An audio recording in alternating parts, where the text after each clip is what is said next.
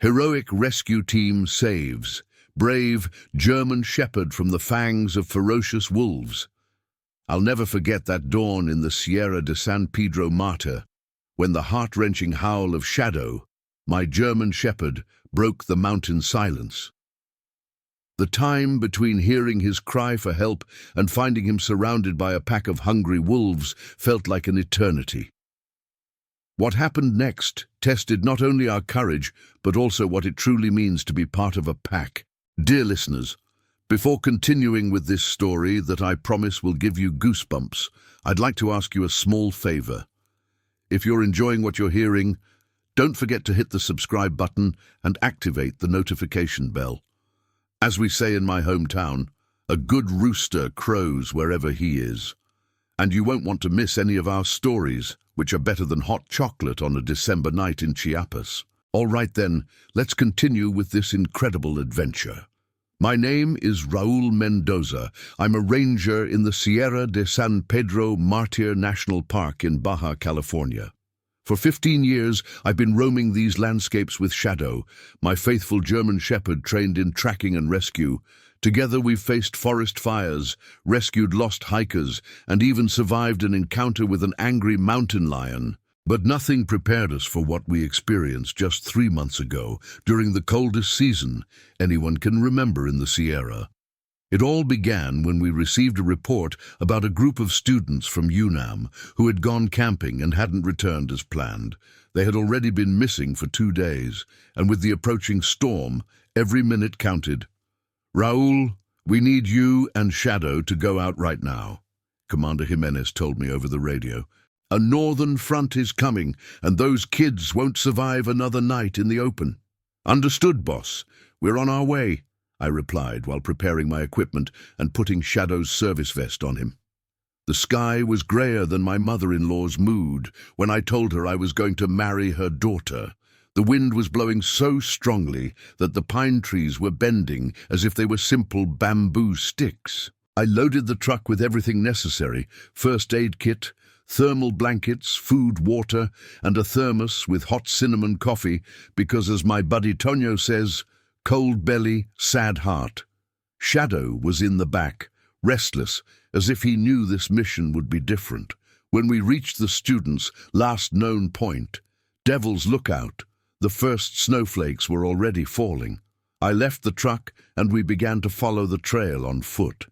"Search, Shadow, search," I ordered, giving him a piece of clothing provided by one of the students. "Families to smell." My dog, with his privileged sense of smell, didn't take long to pick up something. He started barking and running toward the east, where the terrain becomes steeper and more dangerous. I followed him as best I could, cursing under my breath the moment those Mexico City kids decided to come camping in the middle of cold front season. The temperature was dropping faster than tequila at a patron saint festival. By the time we had been walking for 2 hours, my fingers were so numb I could barely adjust my flashlight.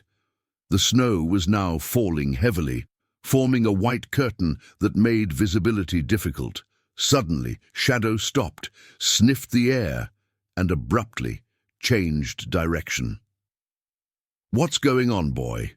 I asked, confused by his change in attitude, but he continued his new course with determination. Something had caught his attention, and I trusted his instinct completely. After all, this dog had more service medals than many of my human colleagues. After another half-hour of walking, we reached a rocky area where the wind howled between the stones like a tormented soul. And then I heard it, weak cries for help that were barely distinguishable among the roar of the storm. "Help! Please help!" I ran toward the voice and found a young woman huddled under a rocky overhang. She was trembling like jelly during an earthquake, with blue lips and a vacant stare. She was one of the students. "I'm a ranger. I'm here to help you," I said, as I took off my jacket to put it on her. "Where are the others?" "They separated, looking for help," she answered with difficulty. "I couldn't walk, twisted my ankle." I checked her quickly. Besides the swollen ankle, she showed clear signs of hypothermia. I needed to get her out of there as soon as possible. "I'm going to call base to send reinforcements," I explained while activating my radio, but I only received static in response. The storm was interfering with the signal. "Shadow, stay with her," I ordered my dog while spreading a thermal blanket over the girl. "I'm going to look for better reception." I moved away a few meters, looking for a higher point to make contact. When I finally managed a broken communication with the base, I heard something that froze my blood more than the mountain cold. Shadow's desperate barking followed by a deep growl that didn't come from him. I turned immediately, and what I saw left me stunned. A grey wolf, huge as a calf, was a few meters away from where I had left Shadow and the girl. My dog had positioned himself between the predator and the young woman. His hair bristled and showing his teeth. "Shadow, stay!" I shouted as I ran back. But it was too late. The wolf wasn't alone.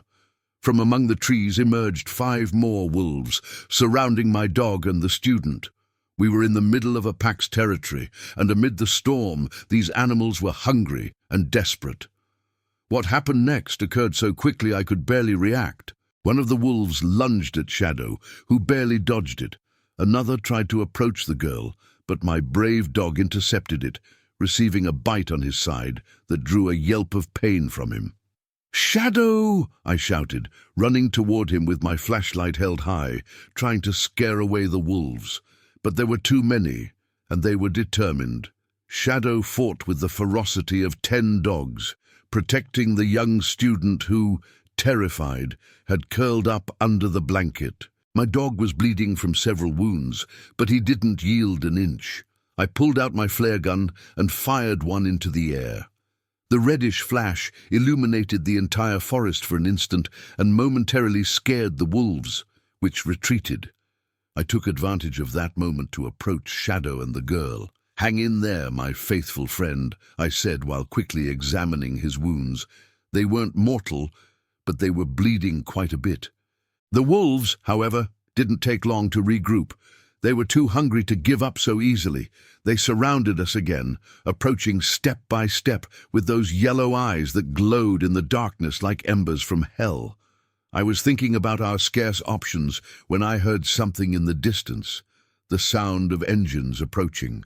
The reinforcements had arrived earlier than expected, guided by the coordinates I had managed to transmit. "I was over here," I shouted with all my strength, firing another flare. Within minutes, 4 snowmobiles appeared among the trees. They were my colleagues from the rescue team, led by Miguel the Opossum Dominguez, the most experienced tracker in the region. The wolves, seeing themselves outnumbered, began to retreat, not without giving us looks that seemed to promise a future encounter. The last to leave was the alpha wolf, who kept his eyes fixed on Shadow for a moment, in what seemed to me a gesture of recognition between warriors. "Man, Raúl, you literally walked into the wolf's den," exclaimed the opossum as he dismounted from his snowmobile. "Are you all right?" "The girl has hypothermia and an injured ankle," I replied while carrying Shadow in my arms. "But my dog needs urgent attention. Those damn wolves nearly turned him into tacos." Together, we secured the student on a stretcher and Shadow in an improvised harness. During the journey back, my faithful companion didn't stop looking at me with those eyes that seemed to say, "I did what I had to do, boss." The following days were pure anguish. Shadow was treated by the best veterinarian in Ensenada, who gave him more than 20 stitches distributed across his body. The student, whose name turned out to be Mariana, recovered without major complications and kept asking about the condition of the dog, who had risked his life to protect her. The rest of the students were found that same night by other rescue teams.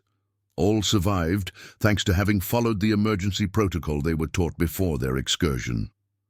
A week later, when I could finally bring Shadow home, we received an unexpected visit. Mariana and her entire group of friends arrived with a piñata shaped like a dog, carnitas tacos, and a new collar for Shadow, handmade by Huichol artisans. "It's the least we could do," Mariana said, gently stroking my dog's head, who wagged his tail as if he had never been near death. "Shadow didn't just save me, he saved all of us. If I had died there, my friends would have continued looking for me and perhaps suffered the same fate." That night, as we shared hot pozole and stories around the fire, I watched Shadow lying next to me, his scars still visible under the fur that was beginning to grow back. I thought about how, sometimes, the greatest heroes come in the most unexpected packages. Now, every time we go out on a mission and encounter wolf tracks, Shadow stops, raises his nose to the wind, and seems to hear something I cannot hear. Perhaps it's the memory of that night, or maybe, as my grandmother says, there are conversations that only those who have looked death in the eyes together can understand.